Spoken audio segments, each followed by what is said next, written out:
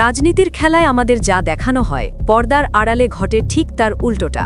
আপনি কি জানেন, গভীর রাতে যখন প্রধান উপদেষ্টা ডক্টর মোহাম্মদ ইউনুস শান্তিতে ঘুমাচ্ছিলেন, তখন তার অজান্তেই পুড়ছিল দেশের গণমাধ্যম। এক ভয়াবহ ধোঁকার শিকার হতে যাচ্ছিল পুরো বাংলাদেশ। জুলাই বিপ্লবের রক্ত তখনও শুকায়নি, অথচ পর্দার আড়ালে একদল আস্থাভাজন উপদেষ্টা বুনছিলেন চিরস্থায়ী ক্ষমতা দখলের এক নীল নকশা। ৩ জন প্রভাবশালী ব্যক্তি, একজন রহস্যময় নারী উপদেষ্টা এবং বিদেশের মাটিতে ২৪ ঘণ্টার নিখোঁজ রহস্য, সব মিলিয়ে এক রক্তহীন করা ষড়যন্ত্র। আজ নিউজ বিডি লাইভে আমরা উন্মোচন করছি সেই সিন্ডিকেটকে, যারা ইউনুস সরকারকে জিম্মি করে গড়তে চেয়েছিল এক নতুন আয়নাঘর। ভিডিওটি ১ সেকেন্ডের জন্যও মিস করবেন না, কারণ আজ পর্দা উন্মোচিত হবে সেই মাস্টারমাইন্ডদের, যা শুনলে আপনার পায়ের নিচ থেকে মাটি সরে যেতে বাধ্য। গল্পের শুরুটা হওয়া উচিত ছিল একটি উৎসবের আমেজে, যখন গত ১২ই ফেব্রুয়ারি ২০২৬ ত্রয়োদশ জাতীয় নির্বাচনের পর ডক্টর ইউনুস দিনটিকে ঈদের মতো আনন্দের দিন বলে অভিহিত করেছিলেন। কিন্তু কেন আন্তর্জাতিক খ্যাতিসম্পন্ন এই ব্যক্তিত্বের কণ্ঠে সেদিন এতটা স্বস্তি ছিল? কারণ তিনি আসলে মুক্ত হয়েছিলেন নিজেরই ৩ জন উপদেষ্টার পাতা এক বিষাক্ত জাল থেকে। ইনভেস্টিগেশন বলছে, ডক্টর ইউনুস শুরুতে দ্রুততম সময়ের মধ্যে ক্ষমতা হস্তান্তর করতে চাইলেও তার কাঁধে বন্দুক রেখে ক্ষমতার মসনদ চিরস্থায়ী করতে চেয়েছিলেন ৩ জন প্রভাবশালী উপদেষ্টা। গোয়েন্দা প্রতিবেদনে বারবার উঠে আসছে বন ও পরিবেশ উপদেষ্টা সৈয়দা রিজওয়ানা হাসান, শিল্প উপদেষ্টা আদিলুর রহমান খান এবং বিদ্যুৎ উপদেষ্টা ফাউজুল কবির খানের নাম। তারা ডক্টর ইউনুসকে এমনভাবে ঘেরাও করে রেখেছিলেন যে প্রধান উপদেষ্টা অনেক সময় নিজ কার্যালয়েই অসহায় বোধ করতেন। আন্তর্জাতিক মহলের প্রবল চাপ এবং লন্ডনে ধারাবাহিক কিছু গোপন বৈঠকের পর ইউনুস বুঝতে পারেন তার পায়ের তলার মাটি সরিয়ে দিচ্ছে তার এই আপন লোকেরাই। এমনকি বঙ্গভবনের অন্দরমহলে যখন এই সিন্ডিকেটের খবর পৌঁছায়, তখন খোদ প্রশাসনের উচ্চপদস্থ কর্মকর্তাদের মাঝে হিম হওয়ার অবস্থা তৈরি হয়েছিল। এই ইনভেস্টিগেশনের সবচেয়ে রোমহর্ষক বাঁকটি লুকিয়ে আছে সৈয়দা রিজওয়ানা হাসানের পাকিস্তান সফরে। গত বছরের নভেম্বরে সরকারি সফরে যান তিনি, কিন্তু বিস্ময়কর তথ্য হল সেখানে অবস্থানকালে তিনি মিশনের নিরাপত্তা বলয় এড়িয়ে পুরো একদিনের জন্য সম্পূর্ণ নিখোঁজ হয়ে যান। একজন প্রভাবশালী উপদেষ্টা বিদেশের মাটিতে কার সাথে গোপন বৈঠক করতে আত্মগোপন করেছিলেন? পাকিস্তানস্থ বাংলাদেশ মিশনও তার অবস্থান সম্পর্কে অন্ধকারে ছিল। তার সন্তানের বিতর্কিত ব্যবসায়িক লেনদেন আর পারিবারিক রাজনৈতিক ইতিহাস যখন জনসম্মুখে আসতে শুরু করল, তখন সরকারের নিরপেক্ষতা নিয়ে এক ভয়াবহ প্রশ্নের সৃষ্টি হয়। তিনি কি বিদেশের মাটিতে বসে নির্বাচন আটকানোর কোনো নীল নকশা চূড়ান্ত করছিলেন? এই রহস্য উদ্ঘাটন করা এখন সময়ের দাবি। ইনভেস্টিগেশন বলছে, এই নিখোঁজ রহস্যের পেছনে ছিল দক্ষিণ এশীয় ভূ রাজনীতির এক গভীর মাস্টারমাইন্ড খেলা, যার লক্ষ্য ছিল বাংলাদেশের ক্ষমতার চাবিকাঠি চিরতরে একটি নির্দিষ্ট গোষ্ঠীর হাতে রাখা।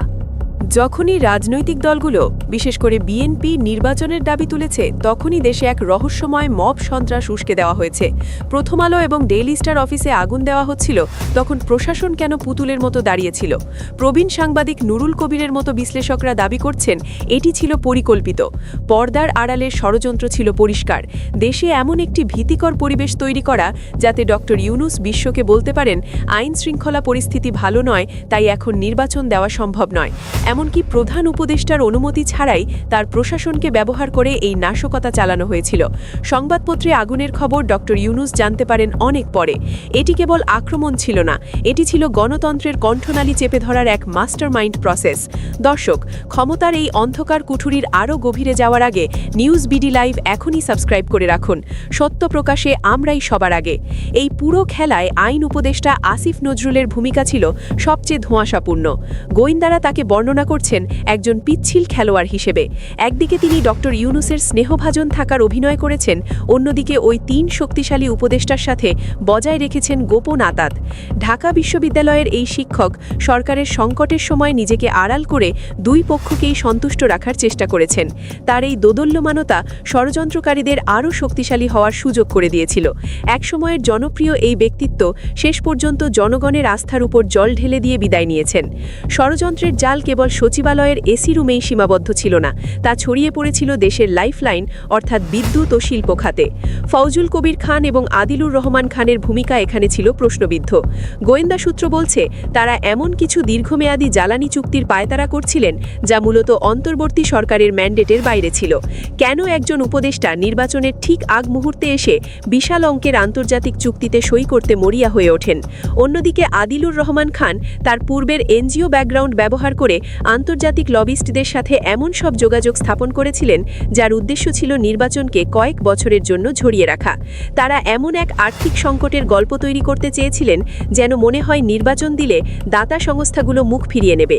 এটি ছিল সরাসরি জনগণের ভোটের অধিকারের ওপর এক ভয়াবহ চপেটাঘাত। ষড়যন্ত্রকারীরা কেবল রাজপথ নয়, দখল করতে চেয়েছিল ডিজিটাল জগতও। রাষ্ট্রীয় অর্থ ব্যবহার করে এক বিশাল আইটি সেল পরিচালনা করা হচ্ছিল, যাদের কাজ ছিল নির্বাচনের দাবি তোলা ব্যক্তিদের ব্যক্তিগত আক্রমণ করা। এমনকি তারা মোটা অঙ্কের অর্থ খরচ করে ড্রয়িং রুমে বসে ফরমায়েশি জনমত জরিপ তৈরি করত।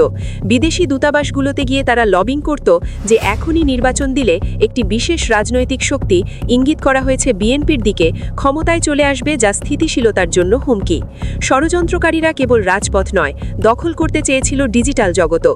রাষ্ট্রীয় অর্থ ব্যবহার করে এক বিশাল আইটি সেল পরিচালনা করা হচ্ছিল, যাদের কাজ ছিল নির্বাচনের দাবি তোলা ব্যক্তিদের ব্যক্তিগত আক্রমণ করা।